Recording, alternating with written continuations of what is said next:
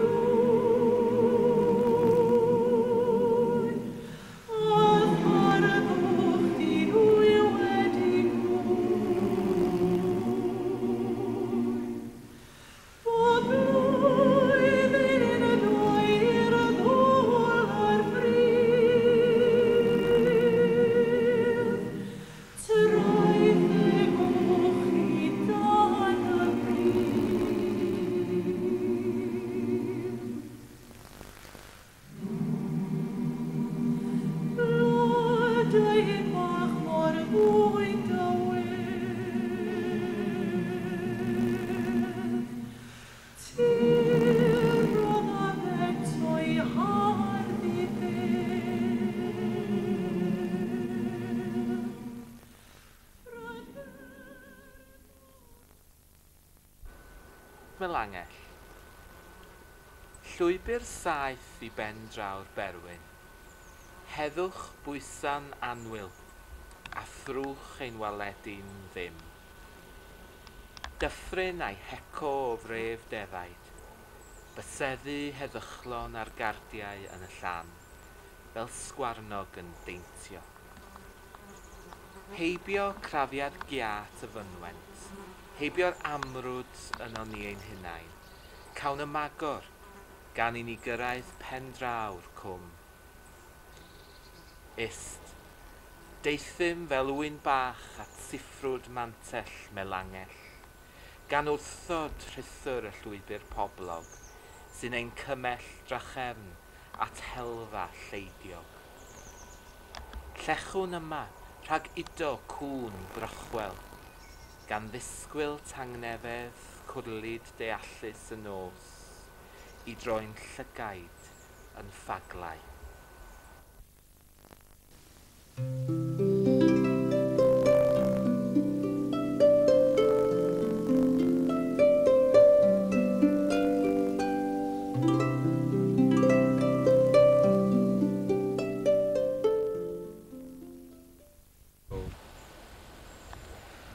Wel, mi guddiodd yr anifeiliaid gwyllt yng nghlogyn mawr Santes Melangell.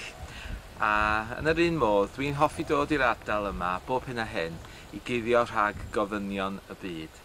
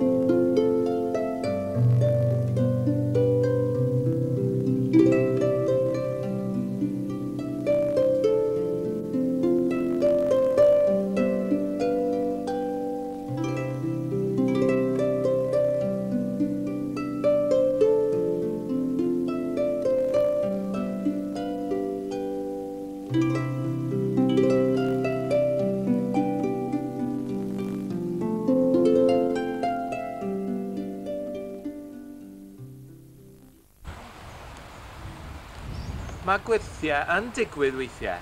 Pwy fysa'n disgwyl i Leonard Cheshire, y pen ymladdwr, droi yn ben gymwynaswr? Wel, dyna ddigwyddodd yma yn Olywern, Dyffryn Ceiriog, ac fe adeiladwyd cartre Dolywern. Troedigaeth uwch uffern gras Nagasaki, bedydd yng nghysgod y madarch du. Tithau Cheshire a fi'n gymaint o giamster ar y lladd deheig a'r ffrwydro strategol, a chwalau'r nod bob tro. Y tŷ o bawb yn cyfnewid croes Victoria am groes dy waredwr.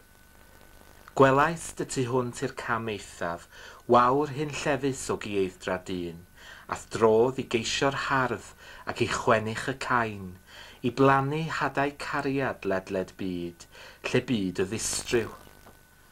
O'r meddod daeth addfwynder, ac o'r afradlonedd rymister, a throdd dy gyrchoedd hyn llefus, yn groesgad o goneddus dros anffodision byd. Cartrefi, yn estyn dwylo dros gyfandiroedd. Codais do ing dy brofiad, groesau dy edifeirwch, cofgolofnau dy gariad. Daeth cartre i Ddolywern, yn gymunrodd o'r ail ganfod a'r taweli, heb chwiban a wyren mwy. Dim ond trydar adar yn y coed, a chyfeiliant afon Ceiriog, a gwanwyn dy ymgysegriad yn blaguro gobaith yng nghaethiwed y gaeafau hir.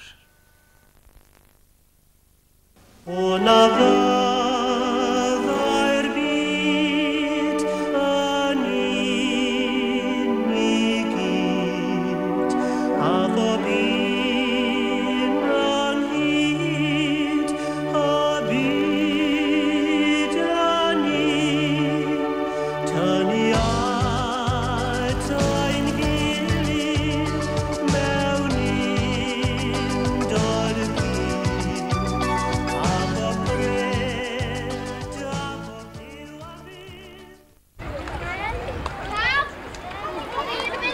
Mae'r bont yn afol yn Llangollen, welwch chi yn y cefndir, wedi bod yn dyst i ganrifoedd lawer o bontio a chymodi rhwng cenhedloedd.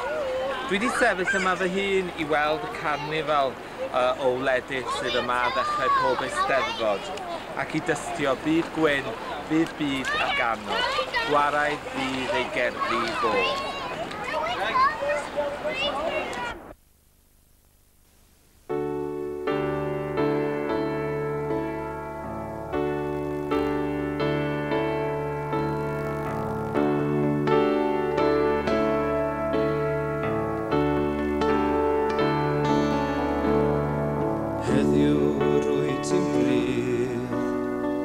Dagrain glychu dy rydd, heddiw trist wyt ti, a does neb yn dy garu di, ond